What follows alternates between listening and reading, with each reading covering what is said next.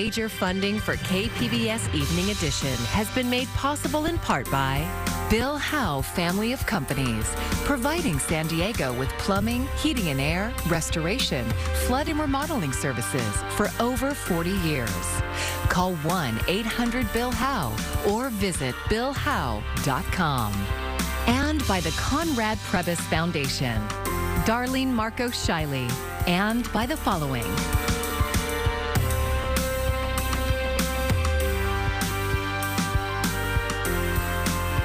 And by viewers like you. Thank you.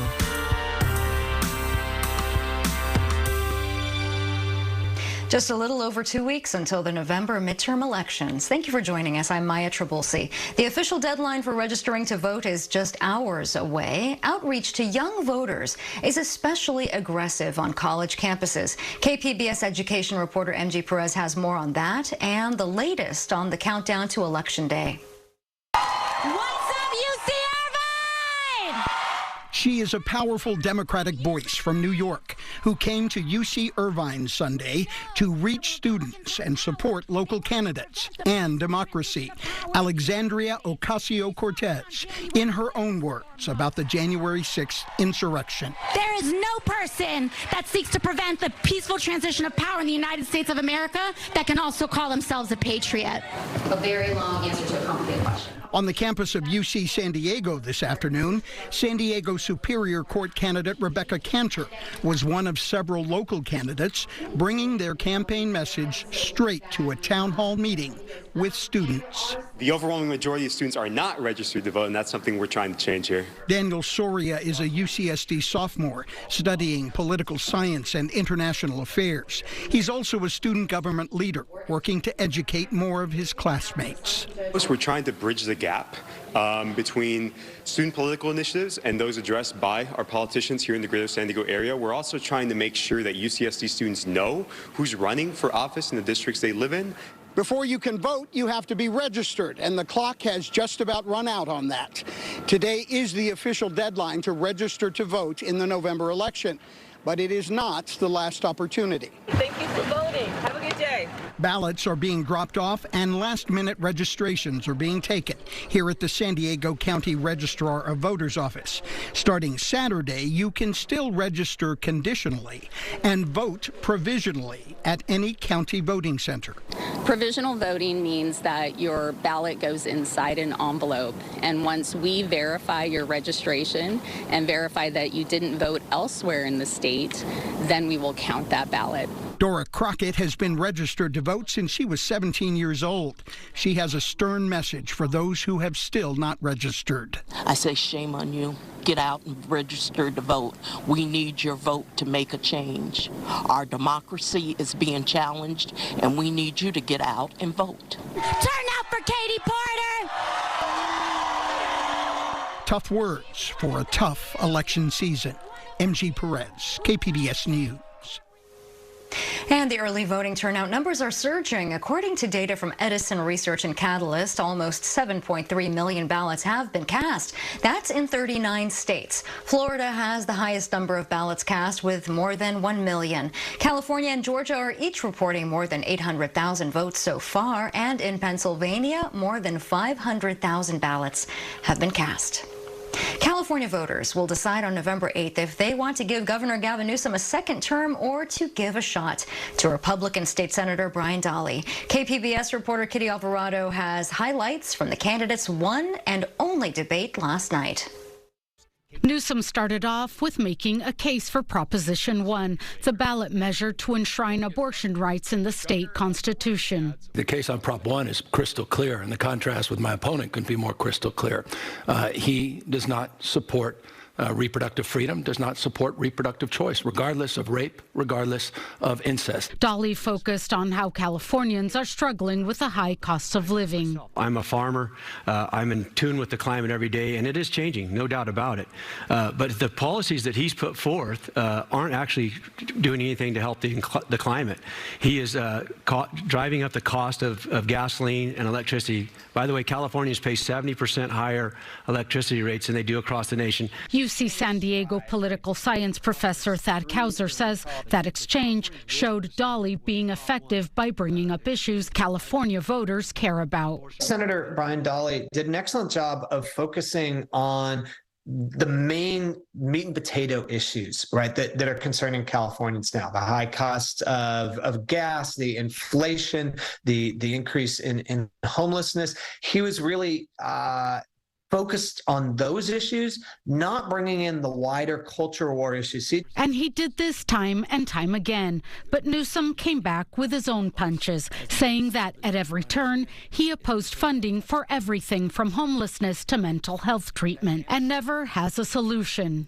You're just laying out talking points, but no substance. The form and substance only a fog in terms of the dilution of reality and facts that you are promoting here today on these critical topics. Kauser says Newsom brought receipts and has a proven record. You saw him hitting on the main themes, right? What California has done to lead the country on global climate change, all the historic investments he's made in education, and you saw him defending his record and the state's record and talking about his vision for the future. He looked polished. He was concrete, and I think this was a successful debate for Gavin Newsom. And realistically, Kauser says Dolly has a steep hill to climb to win this race. California has become such a blue state, and the National Republican Party has moved so far to the right in a way that has alienated voters, and especially independents in California, that it's nearly impossible for someone with that R next to their name to win at the statewide level. California is the world's 5th largest economy, and earlier today, Bloomberg projected the state would soon overtake Germany as the 4th. Kitty Alvarado, KPBS News. California's 49th congressional district covers northern cities in San Diego County, Camp Pendleton, and some portions of southern Orange County. KPBS North County reporter Tanya Thorne has a look at the candidates.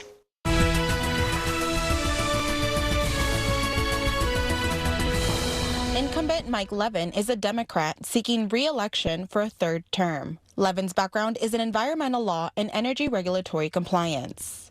Here are Levin's top issues in the 49th. Well, I would say protecting our environment, serving our veterans and our military communities, and protecting our democracy as well. This is a unique time in the history of the country where our democratic institutions really are at an inflection point. Levin's challenger is Republican Brian Marriott, whose background is in finances as a certified financial planner. Marriott's top 3 issues. So inflation is a real problem, and we're very focused on that conversation with people and what we can do in Congress to help. People are looking for peace of mind around their personal security, their community safety, and also our border. And we want our border to be safe, secure, and manageable. Disposing of San Onofre's nuclear waste is another major issue. Just recently, the Department of Energy announced that $16 million would be spent over the next 18 months in trying to get somewhere between 6 and 8 communities interested in being a host, either for an interim storage site or potentially a permanent repository. And guess what? Since 2008 until now, nobody has thrown up their hand and say, yes, we'll accept it. Government has to make hard decisions. Tanya Thorne, KPBS News.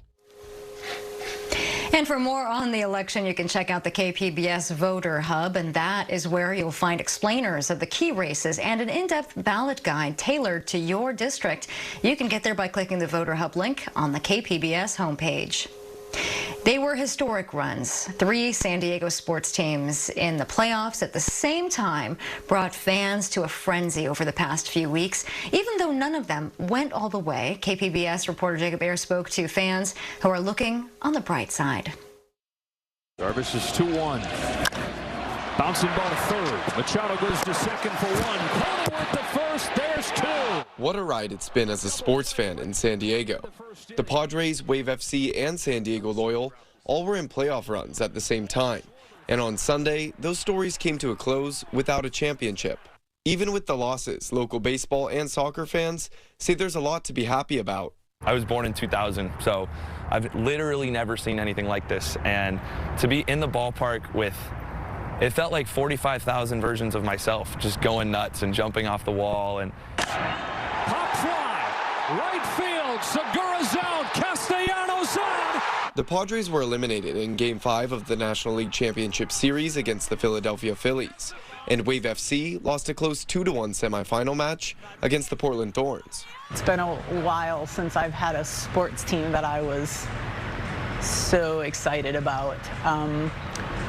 Yeah, yesterday's loss was tough, but as an expansion team, nobody expected us to get this far. Each team brought new hope to the region while gaining fans during their historic seasons. Yes, I love the Padres. Yes, I love baseball, but I'm a San Diegan through and through. I love where I'm from, and to see the whole city connect in wearing hats around town, wearing jerseys, flying their flags, and being proud of the Padres in San Diego, that's all I've ever wanted. And each team's season held meaning beyond the final scores of the games. It brings just such an incredible culture of building strong, powerful women. For me, that's really one of the biggest parts of that. Did they win the World Series? No. Is the season a complete success? I guess not. But it left memories that I will never forget, and it sets us up so well for next year. I couldn't be more excited. While San Diego baseball and soccer fans will have to wait for more action until next spring, the region's hockey team, the San Diego Gulls, is starting their season along with many of the county's collegiate sports teams.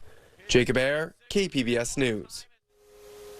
Some of San Diego's top leaders are in Mexico City this week, focusing on cross-border priorities. That's where the San Diego Regional Chamber of Commerce is hosting its binational delegation. One of the topics is the refugee situation. County Supervisor Nora Vargas highlighted the new Welcome Center that just opened in National City. We'll be having the opening in November. We had just had a soft launch where we are basically having the first Welcome Center for immigrant and refugees so that they know exactly what resources and opportunities are available to them, because we have a responsibility to ensure that people are treated with humanity and dignity. And also today, a focus on the Otay Mesa West border crossing that's now under construction. Attendees signed an agreement that deals with operations on both sides of the border. The days and the weeks after the birth of a baby can be overwhelming for parents, especially when the clock is ticking to get back to work. One San Diego City Councilman wants to give employees more parental leave to bridge that burden. KPBS reporter Claire Tregesser looks into his proposal. It simply is not enough time for moms and dads to have only 4 weeks after their baby is born. Councilman Raul Campillo has come up with a new plan to triple parental leave. Right now, city employees get 4 weeks of paid leave after the birth of their child. He wants to boost that to 12 weeks. When pregnancy leave is included, employees could be eligible for up to 5 months of fully paid leave. The last thing we want any City of San Diego employee to think is that they've just given birth to their baby and they have to rush back to work. Campillo says the plan would cost San Diego City taxpayers between $5 and $6 million a year, up from $1.5 million currently. But he says it would recoup some costs by decreasing staff turnover and overtime. We are going to achieve multiple benefits with this. First, our city employees are going to feel taken care of. Second of all, they're going to want to stay to work with us because another city or municipality near us might not offer as much.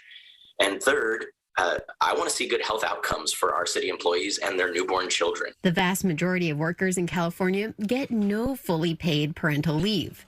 Under state law, new parents in California are eligible for up to 6 weeks of partially paid leave and another 6 weeks of unpaid leave. In 2020, the San Diego County Board of Supervisors rejected a plan to provide 8 weeks parental leave to county employees. So they currently only get what the state provides. Other cities, including Minneapolis and Chicago, recently boosted their paid leave to 12 weeks. Campillo's plan was sent to Mayor Todd Gloria for approval. It will require negotiations with city unions, and the city council would vote on any new labor agreements. Claire Tregesser, KPBS News. A new national report shows a historic decline in math scores for American children during the pandemic. As Chris Wynn reports, it comes amid a nationwide teacher shortage and other troubling factors. There's growing concern about the pandemic's impact on America's children as parents and educators pore over the latest results from the nation's report card. We are on the cusp of losing a generation of our children. The findings are based on the National Assessment of Educational Progress Reading and Math Exams, which are conducted by the National Center for Education Statistics, a branch of the U.S. Department of Education. The report looks specifically at 4th and 8th grade students and was the first since 2019. So much of this is socioeconomic. Some districts fared much better than others, and unfortunately, due to zip code, is where you saw kids kind of get lost in the fray. Afternoon, welcome. More than 50 states and jurisdictions took part in the assessment, showing the largest decline in math scores since the initial trial in 1990, according to the center's commissioner. In fact, no state or large urban district showed improvements in math, with some decline also showing up in reading scores. If this is not a wake-up call for us to double down our efforts and improve education, even before it was before the pandemic, then I don't know what will. Education Secretary Miguel Cardona believes the results are partly a symptom of decades of underinvestment, but says part of the solution is to provide better compensation for teachers. Let's start honoring the profession, making sure we're paying our professionals a competitive salary, and we're not going to deal with shortages. Chris Wynn, KPBS News. San Diego recently pledged to achieve net zero greenhouse gas emissions in the next 13 years. But now, city staffers are seeking to spend more than $20 million to widen a freeway. KPBS Metro reporter Andrew Bowen says it would represent a major setback for the city's climate goals. State Route 56 is a major thoroughfare connecting the employment hubs of Sorrento Valley and University City with bedroom communities like Carmel Valley and Rancho Penasquitos. Traffic is pretty light most of the day, but during rush hour it gets congested. That's why the city of San Diego wants to pay for 2.2 miles of new carpool lanes. You know, it is commonly misunderstood with the difference between general purpose lanes and managed lanes. So Phil Traum is a program manager in the city's Sustainability and Mobility Department. He says the new lanes will encourage carpooling, and for that reason, they're good for the city's climate goals of cutting back on car dependence. The research is not on their side with that claim. Amy Lee is a PhD candidate at UC Davis. She says decades of research and data collection have made it crystal clear. Expanding freeways puts more cars on the road. Congestion might ease up for a few years, but those faster speeds entice more drivers onto the freeway, and congestion quickly returns. A study from UC Berkeley last year found this phenomenon, called induced demand, is just as true for carpool lanes as it is for general purpose lanes. That's because the new lanes fill up with people who are already carpooling. We call that filtering. You move over, you and your carpool move over into the new carpool lane. That spot is backfilled, and we all kind of know the rest from there. New traffic and new trips are made. So I had to ask city staffers, what impact will the new carpool lanes have on traffic? Phil Traum had to pause before answering. Will they see less congestion once those new lanes are added?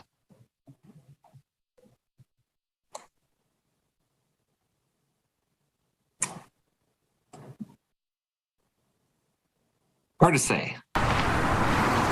So just how much more driving will the new lanes induce? UC Davis researchers developed an online calculator to answer those questions. Put in the data for the SR 56 widening and boom, 12.8 million miles of new vehicle travel per year. Remember, the city says it wants to reduce driving, and by 2035, it'll be legally required to offset all of the emissions from the cars and trucks that are still on the road.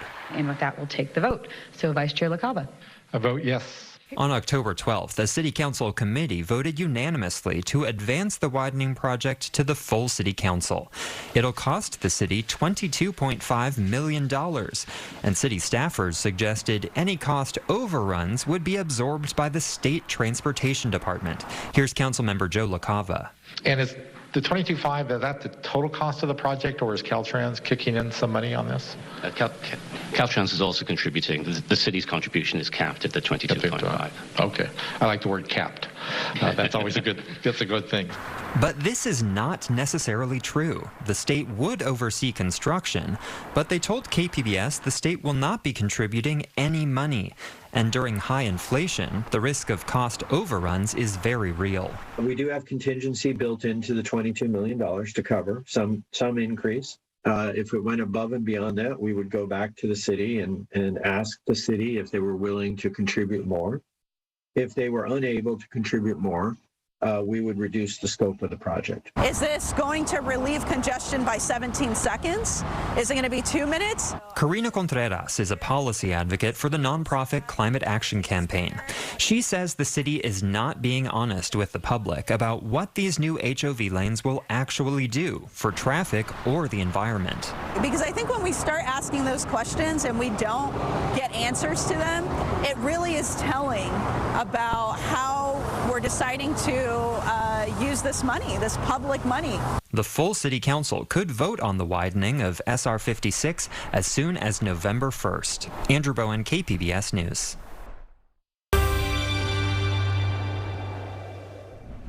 Well, a weak onshore flow will increase as we go into the next couple of days. We'll be talking about a little bit cooler air, but no major heat, no major cold in the foreseeable future. We're going to continue to stay on the dry side. A lot of activity off to the north, into the northwest. I'll go there momentarily as I open up the view. But for tonight, we'll fall into the 40s around Oceanside, San Diego 56, and Borrego Springs 47, Mount Laguna a little cooler as expected down into the 40s. It stays cool well to our east as we go throughout Tuesday, but it's pretty quiet locally, and that's running all the way north toward the Sacramento Valley. Down into our area. Here's a look at Futurecast. Not a whole lot of clouds. We'll start to notice a little bit more of an onshore flow as we go into Tuesday. But look well north. See the green? Well, there's more rain coming in towards Seattle and Portland. They need it. But that next storm making its move through will also increase some of the onshore flow. We'll start to see some of those coastal clouds begin to make their way a little bit further inland into some of those valleys as we go down the road. High temperatures climbing back in the 70s, 73 Oceanside, San Diego 74. In Chula Vista, Borrego Springs up to 80 degrees. And you see our upper level energy. Look at all the energy that stays off toward the north. That's where the majority of the storminess will stay as we go into Wednesday and Thursday, but it stays quiet locally. Let's talk about those temperatures here over the course of the next couple of days. Some sun, yeah, there's going to be some clouds out there in the morning. High temperatures at the coast, climbing up through the 70s, mid-70s, in fact, by Friday over some of the inland locations, interior valleys, perhaps a little bit warmer by the time we go in toward the weekend with quite a bit of sunshine. Mountainous locations cooling off a little more Wednesday, Thursday, and into Friday, but remaining dry and into the deserts we go. 80 to 83 degrees, pretty common here as we go right into the weekend with plenty of sunshine. For KPBS News, I'm meteorologist Justin Pavic. I'm Judy Woodruff. Tonight on the NewsHour, can the UK's new pick for Prime Minister quell the nation's political chaos? Coming up at 7 after Evening Edition on KPBS. For the first time ever, an Asian American is appearing on a U.S. quarter. Starting today, the U.S. Mint is producing 300 million quarters depicting Chinese-American movie star Anna May Wong. Wong landed her first leading role 100 years ago at the age of 17.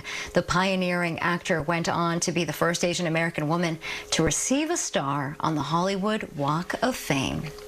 Wong is one of 5 women who made their mark in American history to be featured on U.S. quarters. The others are the first woman in space, Sally Ride, Native American activist Wilma Mankiller, poet and civil rights activist Maya Angelou, as well as suffrage leader and teacher Nina Otero Warren. Dia de los Muertos, or Day of the Dead, begins on Tuesday, November 1st. Oceanside held its annual celebration for the community a little early. KPBS North County reporter Tanya Thorne brings us a look at the festivities. Symbols of Latino culture and traditions filled downtown Oceanside Sunday for their 21st annual Dia de los Muertos festival. Traditional dances, Catrina costumes, ofrendas, and a community favorite, everybody loves classic cars. And my wife says, well, why don't we just incorporate a car show with the event and we have the ofrendas in the trunk of our cars to remember our loved ones. That was Manuel Navarro, the president of the Por Siempre Car Club. He says the idea of ofrendas in trunks has been embraced by classic car owners in many places. It's a good thing that we're doing this because it's an old Mexican tradition, and all the new generation is gaining from all this because they hadn't seen any of this before, you know. So in a way, we're teaching them our old customs, our traditions. Each trunk ofrenda is unique to the person being celebrated. A lot of the things that we put in there is the things that they love to eat, the music they like to hear, the artists they like while they're still alive, the things they like to drink. Chema Navarro, a Capullo Omeyacan dancer, said while the event has gained popularity, it has a bigger purpose. Our main purpose is to educate and to show that our traditions have been around for hundreds and hundreds and hundreds of years, and they're still here. Navarro says people worldwide are celebrating Dia de los Muertos. And it's a celebration of life, not a time to mourn. It's just a time to celebrate and be happy and remembering our loved ones through the altars and the ofrendas that we leave to them.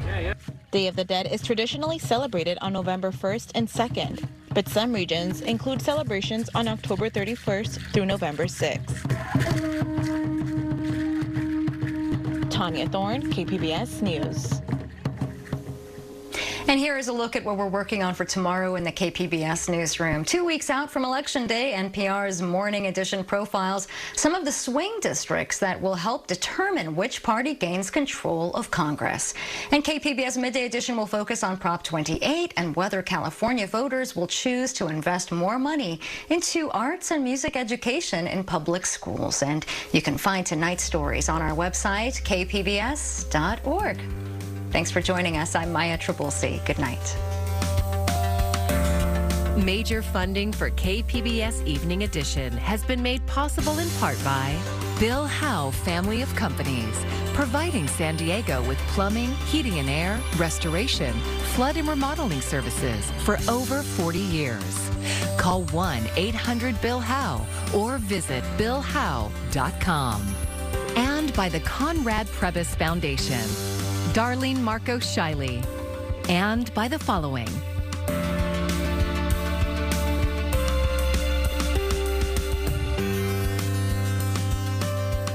And by viewers like you. Thank you.